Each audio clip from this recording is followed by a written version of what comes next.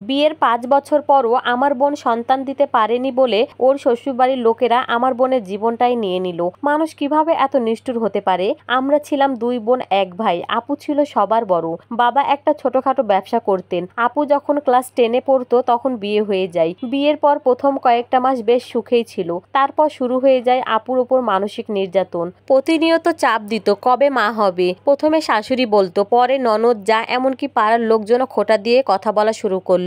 যেখানে আর ৫ জন মেয়ে শ্বশুরবাড়ি গিয়ে সবার আদর পায়, সেখানে ছিল আমার বোন এক বোঝা। আপু ছোট দেবর বিয়ে করে আনে। কিছুদিন পরে উনিও কনসিভ করে। তখন তো আরো শুরু হয়ে গেল অত্যাচার। বাধ্য হয়ে ডাক্তার দেখালাম। সব রিপোর্ট ভালো ছিল। ডাক্তার বলল সব ঠিক আছে, সময় মতো বাচ্চা হবে ইনশাআল্লাহ, আপনারা চিন্তা করবেন না। কিন্তু শ্বশুরবাড়ির লোকেরা বিশ্বাসই করলো না। তারা বলতো এই মেয়ের চোখে নাকি সন্তান হওয়ার কোনো লক্ষ্যই নেই। আপনারাই বলেন তো, মানুষের চোখে কি সন্তান হওয়ার লক্ষ্য থাকে? কি ভয়ানক কথা শুনতে হতো আমার বোনকে। আমার বোনের স্বামীর কথা আর কি বলবো, সে তো ছিল একটা কাপুরুষ, এক কথায় মেরুদণ্ডহীন প্রাণী।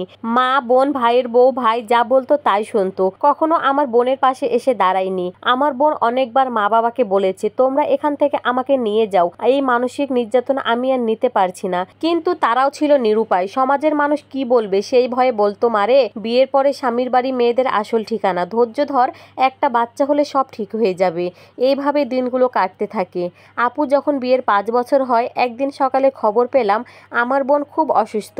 আমি, মা, বাবা, আমরা ৩ জনই শ্বশুরবাড়িতে ছুটে যাই। গিয়ে দেখি আমার কলেজার টুকরা বোনের নিথর দেহটা বিছানায় পড়ে আছে। চোখ বন্ধ, ঠোঁট শুকনো, দেহে কোনো প্রাণ নেই। ওই শ্বশুরবাড়ির লোকজন বলে স্ট্রোক করে মারা গিয়েছে। কিন্তু আমার বোনের মুখে, গলায় অস্বাভাবিক কিছু দাগ দেখতে পাই। এরপর পুলিশকে খবর দেওয়া হয়। তারা কোনোভাবেই স্বীকার করে না আমার বোনের সাথে তারা কি করেছে। পরে ময়না তদন্ত করে জানা যায় আমার বোন স্ট্রোক করে মারা যায়নি, বরং শ্বাসরোধ করে তাকে মেরে ফেলা হয়েছে। বাবা মা, আমার বোনের স্বামী সহ শ্বশুরবাড়ির সবার নামে মামলা করে। পরে তারাই সবকিছু স্বীকার করে। কতটা যন্ত্রণা দিয়ে আমার বোনকে মেরেছে এই অমানুষগুলো। আমার বাবা মা সমাজের কথা না ভেবে যদি আমার বোনের কথা ভাবতো, তাহলে অকালে মরতে হতো না। আপনাদের কাছে আমার একটা প্রশ্ন, একটা মেয়ের জীবনে সন্তানই কি সব? সন্তান ছাড়া কি একটা মেয়ের বাঁচার কোনো অধিকার নেই?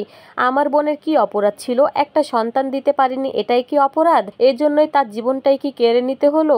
এই মর্মান্তিক স্টোরিটা লিখে পাঠিয়েছেন নাবিলা আপু। মানুষ কতটা অমানুষ হলে একটা তাজা প্রাণ কেড়ে নিতে পারে? তাদের কি একটিবারের জন্য বুকটা কাঁপলো না? না মেরে তো ডিভোর্স দিয়ে দিতে পারতো। তারপরও তো আমার বোনটা বেঁচে থাকতো। কিছু কিছু মানুষ দেখতে মানুষের মতো, কিন্তু ভেতরটা পশুর থেকেও খারাপ। আপুটার স্টোরিটা শুনে অনেক খারাপ লাগলো। কি বলবো, কোনো ভাষা খুঁজে পাচ্ছি না। আজ এইটুকুই। সবাই ভালো থাকবেন, দেখা হবে নেক্সট ভিডিওতে।